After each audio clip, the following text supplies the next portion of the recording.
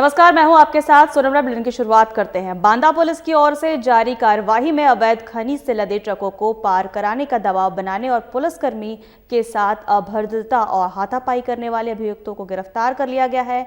आपको बता दें कि अभियुक्त स्वयं को पत्रकार बताकर अधिकारियों की लोकेशन देकर अवैध खनिज से लदे ट्रकों को पार करवाते थे।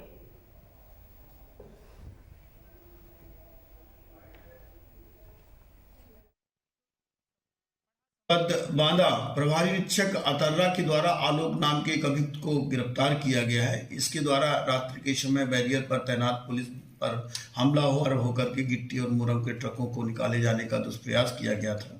जनपद बांदा में अवैध खनन, ओवरलोडिंग और खनन के अवैध परिवहन के संबंध में लगातार प्रभावी कार्रवाई की जा रही है। इसी के क्रम में जो अभियुक्त था, ये रात्रि के समय बैरियर पर तैनात पुलिस बल को हमलावर होकर के इसने अधिकारियों की लोकेशन के आधार पर जो गिट्टी और मुरम के ट्रक हैं अवैध रूप से निकाले जाने का प्रयास किया जा रहा था। पुलिस के द्वारा जब उसको रोका गया, उसका वीडियो बनाया गया, तो उसको हमलावर होकर ट्रक चढ़ाए जाने का दुष्प्रयास किया गया था।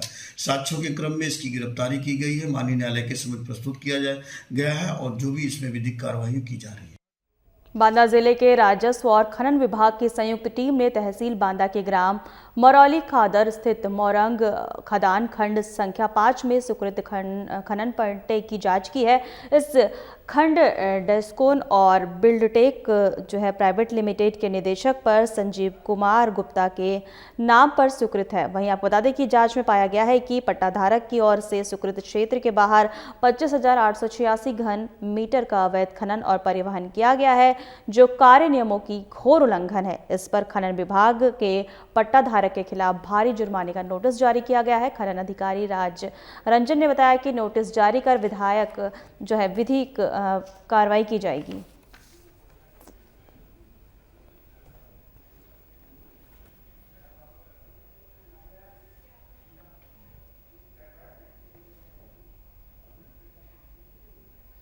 हमीरपुर के जिला महिला अस्पताल की आशाओं ने महिला दलालों पर अंकुश लगाने को लेकर ज्ञापन सौंपा है। आपको बता दें कि महिला दलाल मरीजों को बहला फुसलाकर प्राइवेट अस्पताल ले जाते हैं और जब इसका विरोध किया जाता है तो महिला दलाल गाली गलौज कर धमकी देते हैं, जिसका वीडियो सोशल मीडिया पर वायरल हो रहा है। जिला महिला अस्पताल में लगभग 10 महिला दलाल अभी सक्रिय है। डीएम घनश्याम मीणा ने मामले का संज्ञान में लिया और जाँच के निर्देश दिए हैं।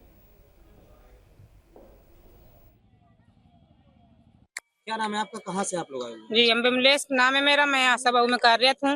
हमीरपुर जिला अस्पताल में काम करते हैं हम लोग। और हम उससे दलालों से इसलिए परेशान है कि हम लोग एक गर्भवती को 1 मंथ से लेकर 9 मंथ तक सेवा करते हैं। इसके बाद दलालों का काम क्या है, हम लोगों को पोलियो में ड्यूटी लगा दी जाती है, हम लोगों को संचारी में ड्यूटी लगा देती है। हम लोग ड्यूटी ही करते रहते हैं और जो मरीज हमारा गया, दलालों ने नंबर दिया, उठा के हम लोगों की डिलीवरी हो जाती है। हम लोगों को पता भी नहीं चलता है। इसलिए दलालों की वजह से किस तरह की समस्याएं भी आती है मरीजों को? और मरीजों को आती हैं क्योंकि सब लोग वह जाके प्राइवेट में उनकी जांचें कराई जाती हैं, प्राइवेट में दिखाया जाता है। फिर वो हम लोगों से कहते हैं कि आप लोग साथ में नहीं गई हैं, लेकिन हम ड्यूटी के कारण ऐसा थोड़ी है कि हम रोज जा सकते हैं। कभी न कभी हम लोग पोलियो ड्यूटी लगने वाली, हम 7 दिन के लिए बिल्कुल बिजी हो जाएंगे। अगर मरीजों को परेशानी होगी तो अपने आप से भी जा सकता है मरीज। अगर दलाल नहीं है तो मरीज अपना आराम से सरकारी दिखाएगा, वो फिर हमसे कांटेक्ट करेगा। अगर वो नंबर दे देती है तो मरीज फिर कोई आशा से कोई कांटेक्ट नहीं करता है। इतना उनको पढ़ा दिया जाता है। ज्ञापन देने आई, क्या मांगे हैं आप? बस यही मांगे हैं कि दलालों से हम लोगों को छुटकारा दिलाया जाए और जो भी है, क्योंकि हम लोगों को कोई वेतन तो मिलता नहीं है, यही हम लोगों का काम है। और हमारे आसाम क्षेत्र के मरीज हैं इस तरह से बिल्कुल वितरित हो चुके हैं। उन लोगों को इतना वो हो गया है, डर सता गया है। वो लोग आसाम से कहते हैं कि तुम लोगों को कोई वही नहीं है। यहाँ सरकारी अस्पताल में इतने अच्छे लोग घूमते हैं कि हमारा सारा काम हो जाता है, आपकी हम लोगों को जरूरत ही नहीं है। आपका नाम? विमलेश। हम लोग दलालों से पीड़ित हैं। दलाल हमारे इतनी हावी हो रहे हैं हमारे ऊपर कि उन्होंने हमारी आत्मा में ठेस पहुंचाई है, जिसके कारण हम सीएमओ साहब के पास भी एक बार एप्लीकेशन लेके गए थे। उन्होंने कहा कि आप वीडियो बना के लाओ, ये लोग प्राइवेट में ले जाते हैं दलाल, तो वीडियो बना के लाओ। क्या हम उनके पीछे पीछे घूमेंगे? आज यहाँ तक बात आ गई कि वो हाथापाई पे हो गई अगुवाई। किसके साथ हाथापाई हुई? और अब एक आशा के साथ हुई तो सभी आशाओं के साथ हुई है। और आशा का मतलब क्या है? आशा का मतलब यही है कि समाज की सेवा करना। ऐसे कोई भी आके सेवा करने लगेगा, ये तो गलत बात है। ये दलाल कौन है? क्या नाम है इनका? नसरीन नाम है इनका।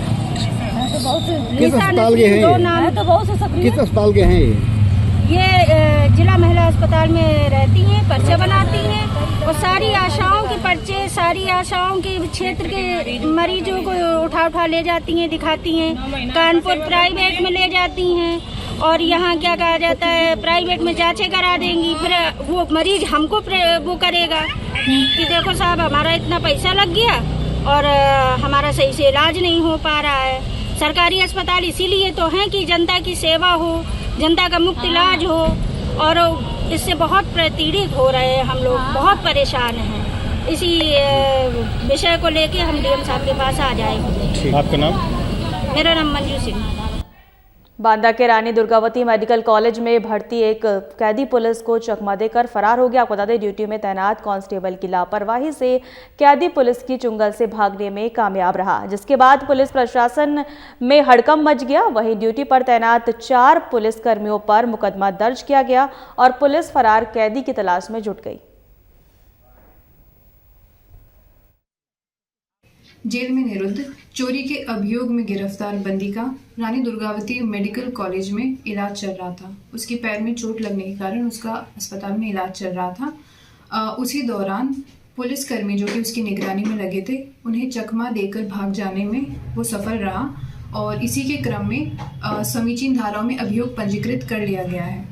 उस भागे हुए बंदी के ऊपर इनाम भी घोषित कर दिया गया है और जिन पुलिसकर्मियों की लापरवाही के कारण वो भागने में सक्षम रहा, उनके खिलाफ प्रारंभिक जांच भी प्रचलित कर दी गई है। उस अभियुक्त को जल्द ही पकड़ लिया जाएगा और उसको पकड़ने के लिए टीम्स का गठन कर लिया गया है और अन्य विधिक कार्रवाई। यूपी के सीएम योगी आदित्यनाथ सोमवार को अपने सरकारी आवास कालिदास मार्ग लखनऊ में आयोजित जनता दर्शन में आए लोगों से मिले और उनकी समस्याओं को सुना। सीएम योगी आदित्यनाथ ने संबंधित अधिकारियों के प्राथमिकता के साथ जन समस्याओं के जल्द निराकरण के आदेश दिए।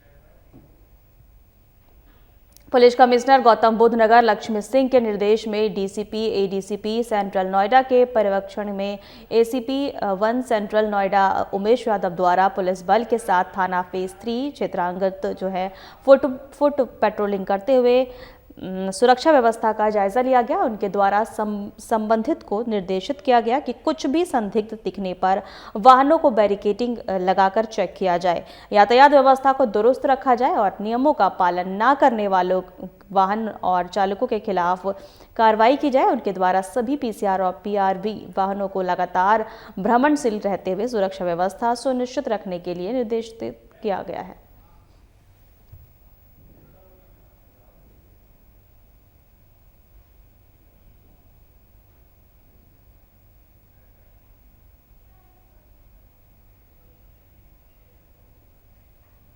पीएम मोदी ने लोकसभा में वंदे मातरम की 150वीं वर्षगांठ पर कहा, मैं सभा की आभार करता हूं सभी का। वहीं अब हमने इस महत्वपूर्ण अवसर पर एक सामूहिक चर्चा का रास्ता चुना है। पीएम मोदी ने सदन में और क्या कुछ कहा, आइए आपको सुनवाते हैं।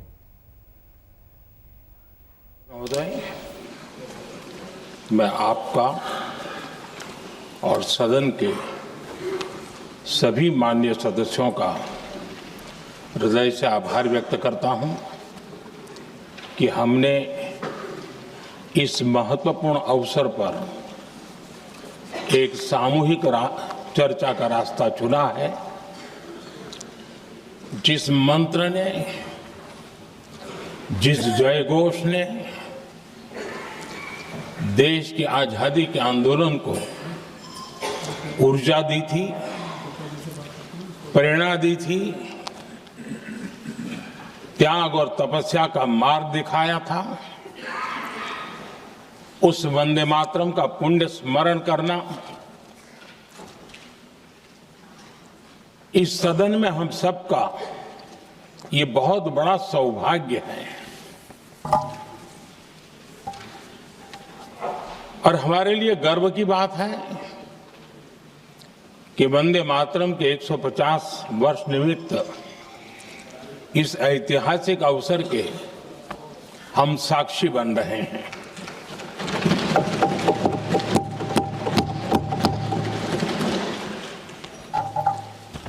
एक ऐसा कालखंड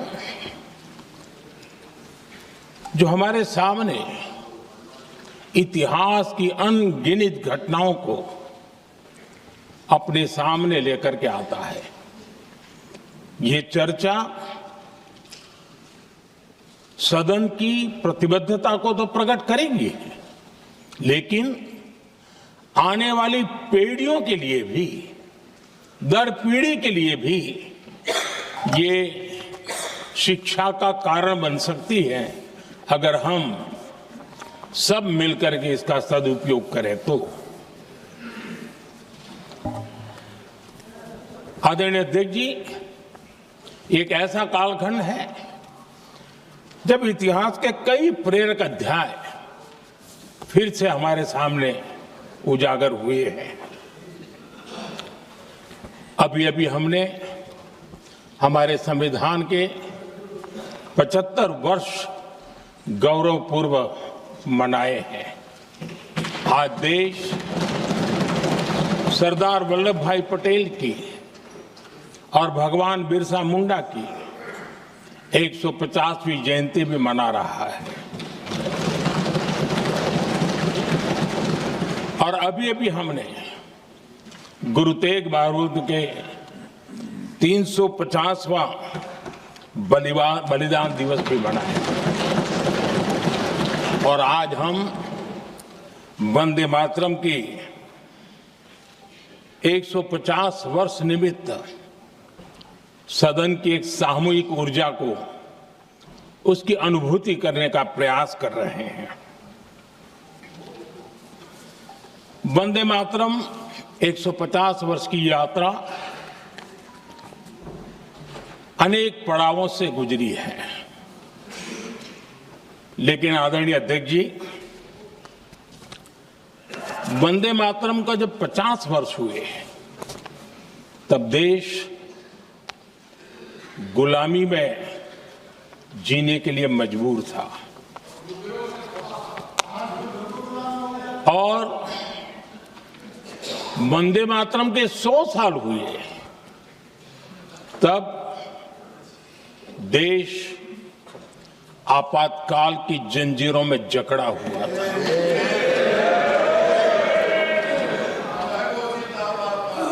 जब वंदे मातरम 100 साल के अत्यंत उत्तम पर्व था, तब भारत के संविधान का गला घोंट दिया गया था। जब वंदे मातरम 100 साल का हुआ, तब देशभक्ति के लिए जीने मरने वाले लोगों को जेल के सलाखों के पीछे बंद कर दिया गया था। जिस वंदे मातरम के गीत ने देश को आजादी की ऊर्जा दी थी, उसके जब 100 साल हुए तो दुर्भाग्य से एक काला कालखंड हमारे इतिहास में उजागर हो गया। हम लोकतंत्र के गिरोह में थे। आदरणीय अध्यक्ष जी, 150 वर्ष उस महान अध्याय को, उस गौरव को पुनः स्थापित करने का अवसर है और मैं मानता हूं सदन ने भी और देश ने भी इस अवसर को जाने नहीं देना चाहिए। यही वंदे मातरम है जिसने 1947 में देश को आजादी दिलाई। स्वतंत्रता संग्राम का भावात्मक नेतृत्व इस वंदे मातरम के जयघोष में था।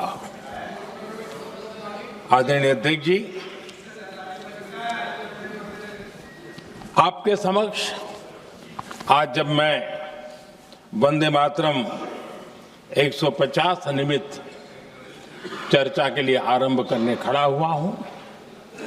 यहां कोई पक्ष प्रतिपक्ष नहीं है, क्योंकि हम सब यहां जो बैठे हैं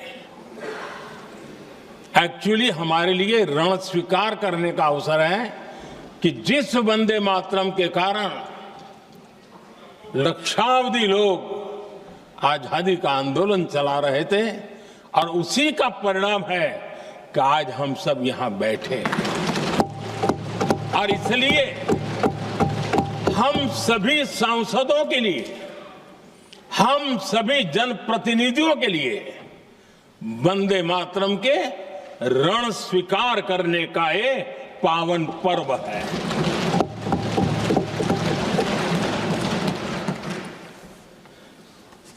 और इससे हम प्रेरणा लेकर के वंदे मातरम की जिस भावना ने देश की आजादी का जंग लड़ा, उत्तर दक्षिण पूर्व पश्चिम पूरा देश एक स्वर से वंदे मातरम बोल के आगे बढ़ा। फिर से एक बार अवसर है, आओ हम सब मिल के चले, देश को साथ लेके चले। आजादी के दीवानों ने जो सपने देखे थे उन सपनों को पूरा करने के लिए वंदे मातरम 150 हम सबकी प्रेरणा बने, हम सबकी ऊर्जा बने और देश आत्मनिर्भर बने।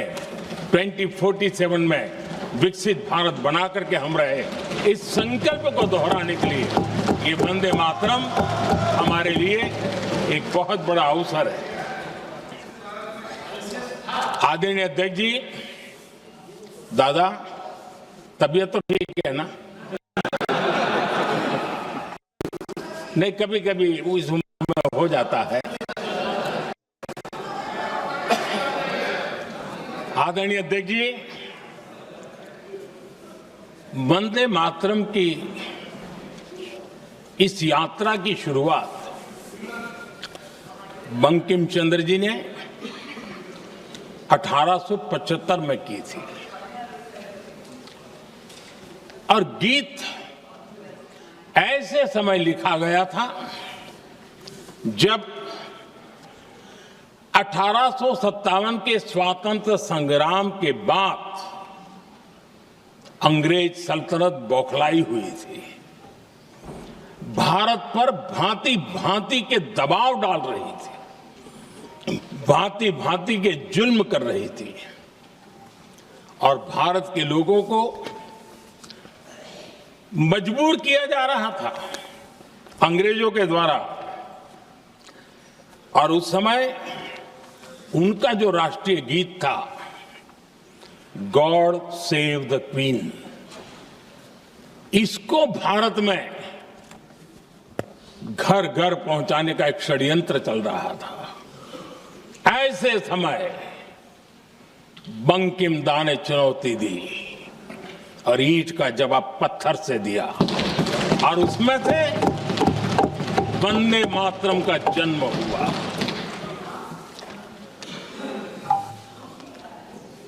इसके कुछ वर्ष बाद 1882 में जब उन्होंने आनंद मठ लिखा तो इस गीत का उसमें समावेश किया गया। आदरणीय अध्यक्ष जी, वंदे मातरम ने उस विचार को पुनर्जीवित किया था जो हजारों वर्ष से भारत की रग रग में रचा बसा था। उसी भाव को, उसी संस्कारों को, उसी संस्कृति को, उसी परंपरा को उन्होंने बहुत ही उत्तम शब्दों में, उत्तम भाव के साथ वंदे मातरम के रूप में हम सबको बहुत बड़ी सौगात दी थी। वंदे मातरम ये सिर्फ केवल राजनीतिक आजादी की लड़ाई का मंत्र नहीं था। सिर्फ हम अंग्रेज जाए और हम खड़े हो जाएं, अपने राह पर चले, इतने मात्र तक वंदे मातरम प्रेरित नहीं करता था, उससे कहीं आगे था। आजादी की लड़ाई इस मातृभूमि को मुक्त कराने का भी जंग था। अपनी मां भारती को उन बेड़ियों से मुक्ति दिलाने का एक पवित्र जंग था। और वंदे मातरम की पृष्ठभूमि हम देखें, उसके संस्कार सरिता देखें, तो हमारे यहां वेद काल से एक बात बार बार हमारे सामने आई है। जब वंदे मातरम कहते हैं तो वही वेद काल की बात हमें याद आती है। वेद काल से कहा गया है, माता भूमि ही पुत्रो अहम पृथिव्याः, अर्थात ये भूमि मेरी माता है और मैं पृथ्वी का पुत्र हूं। आदरणीय अध्यक्ष जी, यही वो विचार है जिसको प्रभु श्री राम ने भी लंका के वैभव को छोड़ते हुए कहा था, जननी जन्मभूमिश्च स्वर्गादपि गरीयसी।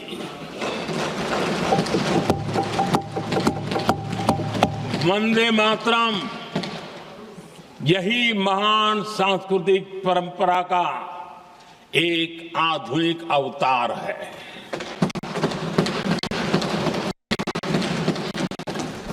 आदरणीय अध्यक्ष जी, बंकिम दा ने जब वंदे मातरम की रचना की तो स्वाभाविक ही वो स्वतंत्रता आंदोलन का स्वर बन गया। पूरब से पश्चिम, उत्तर से दक्षिण, वंदे मातरम हर भारतीय का संकल्प बन गया। फिलहाल हमारे खास बुलेटिन में इतना ही। नमस्कार।